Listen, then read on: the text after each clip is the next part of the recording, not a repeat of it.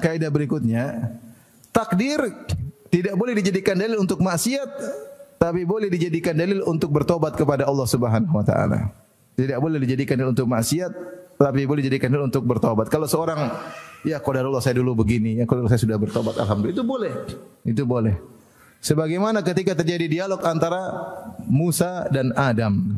Kata Musa alaihissalam ketika ketemu dengan Adam, "Ya Adam, wahai Adam, engkau telah mengeluarkan manusia dari surga dengan dosamu. Wa asqaitahum, yang telah membuat manusia menderita. Akhrajtan nas minal jannah wa asqaitahum bidzambik." Kata Musa, "Wahai Adam, engkau telah mengeluarkan manusia dari surga. Engkau telah menjadikan mereka menderita sebab dosamu."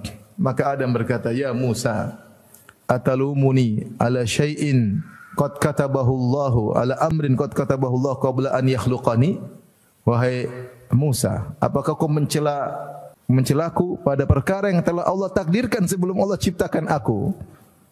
Fahaja Adam Musa, maka Musa kalah debat dengan Adam. Di sini Adam mengatakan, kau mencela aku pada perkara yang telah Allah takdirkan. Apakah untuk membenarkan maksiatnya? Enggak, tapi dia bilang ini sudah takdir apa? Musibah.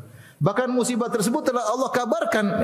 Lihat, ketika Allah mengabarkan kepada malaikat, Allah menciptakan, aku akan menciptakan manusia. Allah bilang akan menciptakan manusia di bumi atau di langit? Di bumi. Kata Allah, aku akan menjadikan bumi ada penghuninya. Faham? Aku akan menjadikan bumi ada penghuninya. Maksudnya Adam dan keturunannya. Tapi anehnya Allah ciptakan Adam di langit dan Allah masukkan surga. Allah bilang kepada malaikat, "Inni ja'ilun fil ardi khalifah." Aku akan menciptakan manusia di muka bumi. Tapi ketika proses penciptaan Adam, Allah tidak langsung ciptakan di bumi. Tapi Allah ciptakan di mana? Di langit. Kemudian Allah suruh masuk dalam apa? Surga. Kemudian Adam melanggar. Itu semua sudah takdir, paham? Itu proses untuk dia turun ke bumi.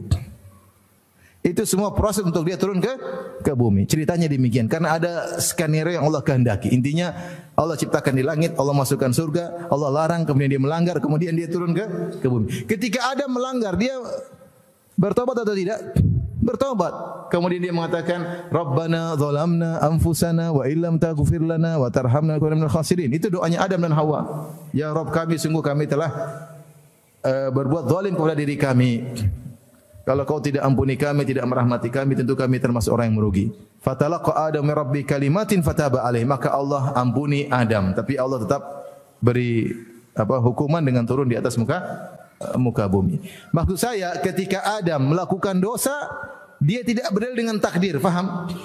Ketika dia melakukan dosa, memakan dari buah yang dilarang tersebut, dia bertobat. Ketika itu dia bingung, apa yang harus dia ucapkan?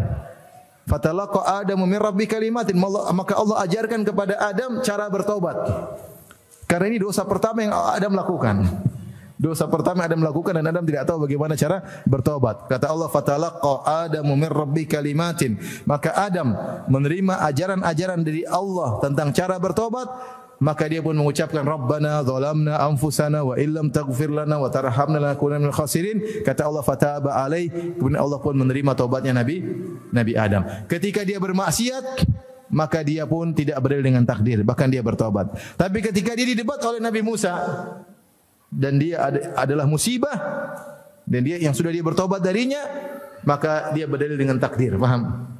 Maksud saya, kita boleh berhujah dengan takdir kalau sudah ini musibah, saya sudah bertobat, mau diapain? Kita boleh mengatakan demikian. Tapi kalau kita berdalil dengan takdir untuk membenarkan maksiat, maka itu enggak boleh. Itu paham Jabriyah, enggak boleh. Ya.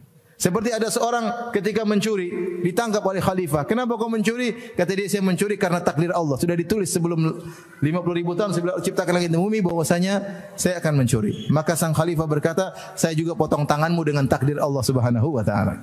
Kenapa? Karena dia berdalil dengan takdir untuk bermaksiat. Beda kalau kita berdalil dengan takdir, sudah musibah mau diapain? Qadarullah, itu enggak ada masalah, itu boleh. Karena kita ingin perbaiki diri, karena kita ingin bertobat.